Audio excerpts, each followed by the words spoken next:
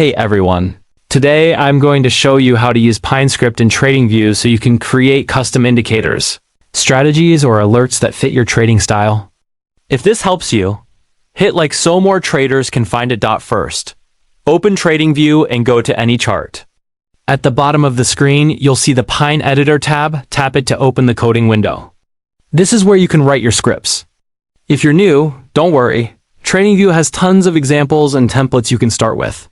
You can write simple things like changing moving average lengths, coloring candles, or creating alerts based on price conditions. Once you finish your script, click Add to Chart. Your custom indicator will appear immediately.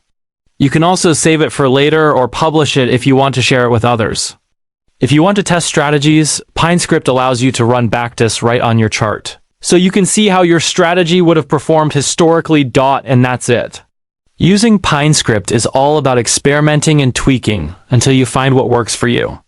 If this helped, hit subscribe. Leave a comment if you want me to show a full beginner Pine Script tutorial, and don't forget to like.